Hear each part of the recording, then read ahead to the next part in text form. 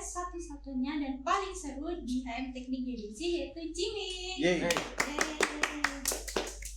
Di sini aku Cahya sebagai MC Jimmy Volume 3. Nah, Jimmy kali ini kita bakal membawakan topik yang gak kalah menarik nih dari Jimmy sebelumnya. Nah, langsung aja topik yang kita bawakan yaitu tentang editing atau kemediaan di organisasi. Nah, nyambung dengan topiknya, kita kedatangan dua narasumber yang hebat dan keren nih. Yang pertama ada Mas Hida dan Mas Faruk yang dari luar geodesi, dari HM Elektro. Benar. Kok ragu? Selamat datang nih buat Mas Hida dan Mas Faruk di Jimmy kali ini. Terima kasih. Gimana nih Mas kabarnya?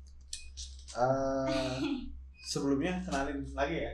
Iya. Aku Yahya Latif Hidayat, biasa dipanggil Hida, selaku Kepala Unit Kantor Media Informasi dari HM Teknik Geodesi. Ya, alhamdulillah kali ini kabarnya baik. Alhamdulillah. Mas Ya, Faruk? mungkin kenalkan, namaku Ahmad Faruk Fadul Karim, biasa dipanggil Faruk. Kebetulan aku diamanahkan sebagai ketua unit himpunan mahasiswa elektro tahun 2024. Itu ya sama sih. Baik, alhamdulillah dengan ya, kesibukan masing-masing. Nah, sumber kita orang penting semua guys. Waduh, Unit KMI di Aduh. masing-masing. Wah, keren ya. Boleh nggak sih Mas ceritain sedikit tentang diri Mas dan gimana sih kok bisa masuk ke dunia editing ini atau kemediaan ini? Nih, mungkin bisa dari Faruk duluan. Oke, mungkin kalau dari aku pribadi, mulai ya, titik mulainya itu dulu 2015 ya, itu lagi zaman-zamannya YouTube ya, banyak bikin video gitu, terus kayak review-review, tutorial-tutorial itu karena ada kegabutan, ada keluangan, sangat luang ya. Jadi aku kebetulan coba-coba gitu, bikin video, terus khususnya di YouTube ya, itu dari video, terus bikin caption, terus di YouTube kan ada thumbnail tuh. Nah aku juga kadang coba-coba tuh bikin buat ngedit, jadi cukup banyak trigger buat nyoba-nyoba software kemediaan gitu. Kalau aku gitu sih. Gimana gitu? Kalau aku sendiri dulu mungkin tahun sekitar 2018-an itu di SMA lah. Kalau ya karena ya sama, awal mulanya juga dari video pengen masuk ke ranah yang cukup asik, main short movie, terus main. Kalau editing foto kurang sih dulu, jadinya emang awal-awal biasanya enak tuh main video gitu. Terus baru masuk ke editing foto, editing desain itu baru-baru ini nih di perkuliahan gitu. Kan selama editing tuh pasti ada kayak kendala-kendalanya atau berapa sih tantangan yang pernah dihadapin Mas Hida dan Mas Faruk ini saat ngedit konten atau bikin konten di himpunan, kayak konten himpunan gitu, gimana sih, ada nggak sih Mas? Kalau dari aku sendiri tantangan ya, konten di himpunan mungkin kadang stuck, ya gampangnya kehabisan ide, terus mungkin dari media sendiri susah. Kalau dari media himpunan ya, mungkin kadang susah cari reach, susah cari yang melihat lah, biar rame itu susah. Itu sih. Kalau aku mungkin dari personal sama himpunan ya. Kalau personal aku suka eksperimen, suka coba-coba lah, yang lagi tren tuh apa sih. Nah itu kadang betul tadi ada idea blog gitu ya buat mau bikin ini, tapi gimana ya cara eksekusinya, cara nyampein apa yang mau dibuat itu biar istilahnya, kalau personal mungkin cukup buat kepuasan diri sendiri ya. Jadi wah ini apakah cukup atau belum gitu. Kadang ragu-ragu juga buat eksekusinya. Kalau dari himpunan sendiri ya terkait konsep sih khususnya, karena kemedian itu kan nyampein informasi ya, yang ingin disampaikan. Apakah konsep itu dapat ditolerir sama audiens, atau apakah ya kita di dunia yang sekarang banyak peraturan dan orang-orang cukup mudah tertrigger ya sama something yang kita buat. Jadi perlu pertimbangan banyak variabel gitu buat perancangan konsep, juga eksekusinya apakah sesuai gitu. Gitu sih kalau dia. Nah, buat mas-masnya kan pasti sering ngedit nih. Di pas ngedit itu kan banyak banget aplikasi buat ngedit foto atau video. Personally buat mas-masnya sering ngedit di mana nih? Kalau aku sendiri dulu buat editing foto, editing foto sebelumnya hampir nggak pernah kan, makanya baru nimbrung akhir-akhir ini kan. Itu dulu berawal di Canva, buat memahami basic dari editing dulu, terus sekarang beralih ke yang lebih balance lah, lebih enak di Figma. Figma itu lebih leluasa, lebih gampang berkreasi juga, dan dia itu kan juga kayak apa namanya, Adobe, mirip kayak Adobe kan, arahnya ke Adobe, cuman dia itu lebih mudah dijangkau lah, jadinya banyak plugins, banyak art yang udah tersedia juga kayak Canva, cuman kita tetap bebas buat berkreasi di situ. Kalau buat editing video dulu berawal di Filmora, full warteg dong. Terus makin kesini paling nyaman ke Adobe Premiere, itu paling nyaman. Kalau dari aku sih. Kalau dari Faruk gimana? Oke. Mungkin untuk kalau himpunan dulu ya, untuk himpunan KMI HME yang sekarang aku bawain di Figma. Yang sebelumnya itu mainly di Canva sama Illustrator. Jadi agak ada perpindahan lah untuk yang sebelumnya. Karena untuk Illustrator sendiri karena kurang bisa kolaboratif tanpa subscribe ya. Kalau Adobe itu kan subscription, itu harus bayar, dan ya tidak sekaya itu. Kami itu tidak malang kaya begitu ya. Jadi kadang tuh oper-operan file, jadi kadang ada miskomunikasi juga. Font-font atau aset-aset yang digunakan kan kadang nggak bisa terdetek kalau pindah device. Nah itu jadinya di paruh pertama Illustrator, paruh kedua di Canva. Nah untuk sekarang sama sih kayak Hida sama yang teknik geodesi, ini pakai Figma gitu ya, karena ya tadi benar plugins leluasa dan juga bisa collaborate, jadi bisa saling koreksi dan eksekusi secara real time gitu ya, jadi lebih enak. Itu untuk himpunan. Kalau personal bertahap sih. Untuk editing foto, kalau dimulai itu ya tadi yang aku ceritain itu, kalau di YouTube itu bikin thumbnail di Photoshop awalnya. Photoshop, terus pernah nyoba Corel juga.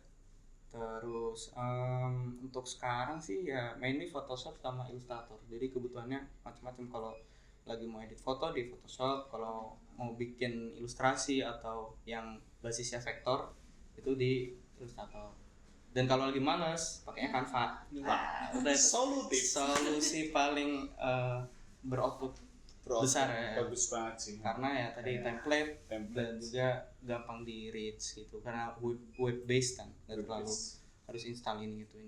Memberatkan lah ya. Betul. Mas kalau ngedit gitu biasanya dapat inspirasi dari mana sih kok bisa ngedit seperti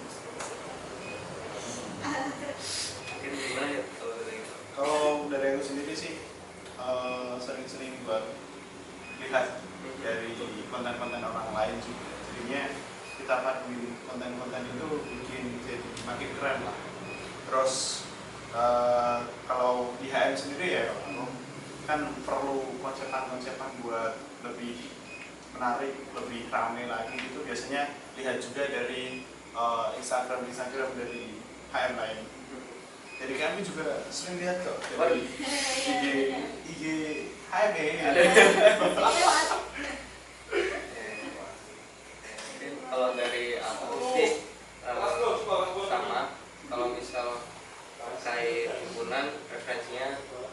himpunan, terus kami juga kemarin sempat lihat kampus lain bahkan dari MTI, terus dari UI juga itu banyak konsep-konsep freshnya. Nah dari kami itu biasanya ya, konsep ATM ya, amati tiru modifikasi, menyesuaikan apa konteks desain yang mau dibuat gitu. Itu untuk AM. Kalau buat personal sih, aku seringnya lihat di Instagram gitu ya, lewat video skit gitu kayak di Kevin Chalks gitu ya. Ya, yang pendek-pendek lah, video pendek. Itu biasanya aku save juga. Misalnya menarik nih, nanti aku bikin folder khusus. Siapa tahu nanti ada momen kayak aku pengen bikin ini tapi bingung mau bikin apa gitu kan, biasanya gitu kan. Nah itu aku explore ulang apa yang udah aku simpan gitu. Banyak referensi dari IG, Pinterest juga sih biasanya aku buat ya itu kan isinya estetik gimana gitu ya. Ya itu lah, jadi berbanyak referensi sih ya. Memang harus sih. Nah, karena keseringan ini sih mesti adalah saatnya kita melakukan artwork atau demo lah. Aku juga sering ngerasain gitu. Iya. Gimana sih tips and tricks Mas ini buat ngatasin artwork itu? Oke. Mungkin kalau terkait yang mentok ya, Iya, istilahnya mentok dan dari mentok inspirasi. pasti ada. Ya, apalagi kalau misal revisi dong dibuat lebih menarik. Wah, menariknya gimana? Gitu kan. Kan tanpa parameter tertentu yang fix gitu kan, pasti kan ya memang dituntut buat kreatif juga kan. Itu pasti ada kalanya terhenti. Kalau aku sih biasanya aku buat environment workplace-ku itu, meja kerjaku itu dibuat senyaman mungkin. Aku biasanya nyetel musik lah dari Spotify gitu, dengerin podcast. Aku lagi sering dengerin podcastnya Dr. Tita gitu. Jadi kayak selingan buat dengerin juga kayak ilmu kesehatan gitu ya. Random banget lah pokoknya dibuat senyaman mungkin. Ya, jadi benar. kalau diri kita udah nyaman pasti berdatangan lah itu ide-ide. Kalau misal itu jangka lingkupnya di kamar ya, di workplace. Kalau misal udah bener-bener mentok, udah kayak burnout-nya parah banget, itu biasanya aku keluar cari angin istilahnya ya. Kadang jogging, kadang lari juga, istilahnya mengeksplor dunia luar. Siapa tahu nanti ya ide kan datang dari unexpected moment gitu kan, pasti ada aja nanti nyantol di kepala, refreshing dulu gitu sih. Kalau ide gimana? Kalau dari aku sendiri sih mungkin kalau di dalam ruangan mirip ya. Jadinya aku tuh sering banget kalau lagi sibuk kerja itu biasanya kamar tuh jadi kayak kapal pecah. Iya. Pasti itu. Nah itu biasanya kalau udah mentok banget gitu karena mager olahraga di luar, udah bersih-bersih kamar. Oke. Keluarin semua yang nggak penting, terus spray Yeah. rapiin lagi, gitu.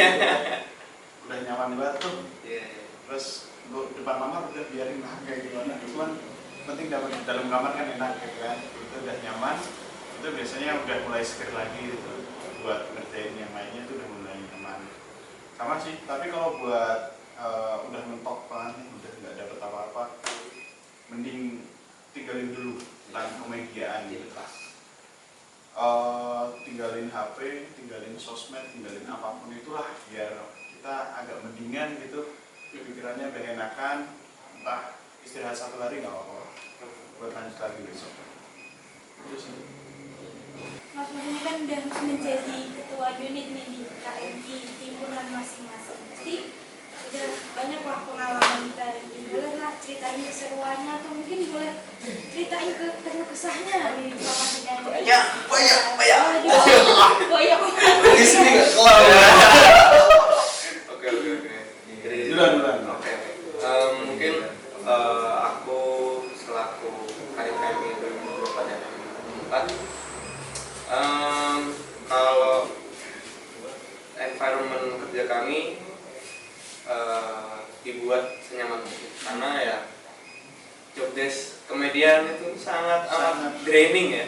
Iya. Menguras betul. Looping tidak sehat itu. Makanya bisa disebut lingkungan Nggak setan. sehat. Makanya aku buat senyaman mungkin buat staff-staff dan fungsi lain, karena tadi tekanannya pasti banyak, dan juga saling backup satu sama lain. Itu sih buat se-open mungkin. Jadi misalnya ada staff yang berhalangan atau tiba-tiba ada something urgent gitu, aku bilang di awal tuh pastiin komunikasiin di grup minimal, karena biar semua tahu. Karena yang backup kadang misal menghubungi aku juga pasti ada kegiatan aja ya.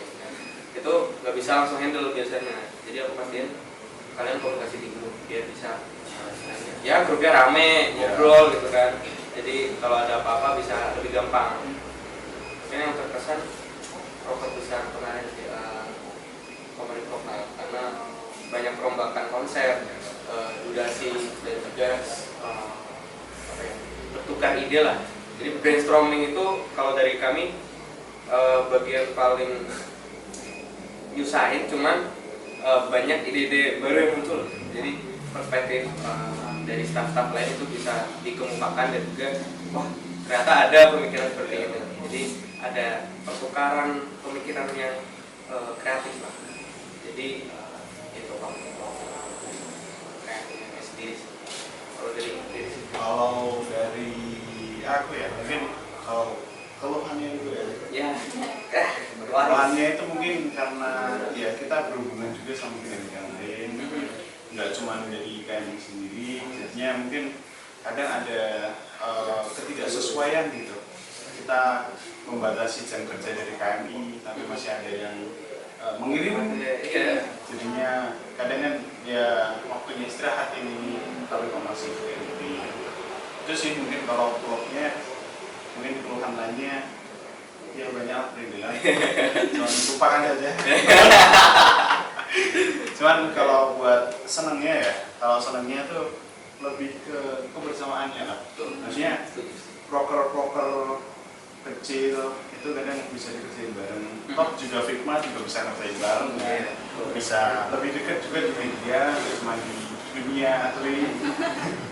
Jadi ya, terus paling sama asiknya tuh karena kita organisasi juga, kita punya momen buat kumpul bareng, buat makan bareng itu asik kok.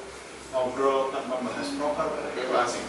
Jujur aja, maksudnya kayak kita tambah ngobrol lah, apalagi mendekati semester tua kan, jadinya perlu lah obrolan itu sih. Nah, yang terakhir nih, mungkin yang kasih pesan-pesan ya buat yang mau dia tertarik dengan editing atau yang mau join ke KM ini mas. Mungkin kalau dari aku, buat teman-teman yang istilahnya mau coba ya masuk ke mediaan, KMI juga, menurutku jangan takut buat mencoba dan juga jangan takut buat jadi berbeda, karena tiap orang punya keunikan masing-masing dan justru keunikan tersebut bisa jadi kelebihan teman-teman semua. Jadi ada quote sih aku dari Panji Pragiwaksono, aku sering ingat itu bahwa sedikit lebih berbeda lebih baik daripada sedikit lebih murah. Kalau dari aku sendiri, bener sih yang kayak disampaikan Pak Aruf. Poin utamanya jangan takut mencoba, jangan takut masuk ke lingkaran setan ini, lingkaran setan PDD. Nah, itu. Jadinya walaupun beginilah alurnya, tapi banyak kok yang asik, banyak kok yang explore kayak kami ini dari aplikasi terdasar terus naik sampai aplikasi paling better sekarang gitu ya. Terus belum lagi nanti aplikasi banyak lah di luar sana aplikasi yang belum kita explore lah pasti. Nah, terus pesan buat join kami, mungkin kita salah. Jangan lupa join kami. Asik banget. Wah, perbincangan kali ini seru banget ya guys ya, kita dapat insight baru tentang komedian atau editing dari Mas Faruk dan Mas Ida. Nah, buat teman-teman yang dengerin podcast kali ini, semoga menjadi insight baru buat kalian tentang komedian dan editing. Buat kalian jangan lupa subscribe YouTube HM Teknik Geodesi dan YouTube HM Elektro D. Nah, Jangan lupa ya guys, subscribe terus. Subscribe. Oh, nggak tahu nih di bawah. Oke, sekian dulu podcast Jimmy kali ini. Sampai jumpa di Jimmy selanjutnya. Bye bye. Jangan lupa like, comment, dan subscribe.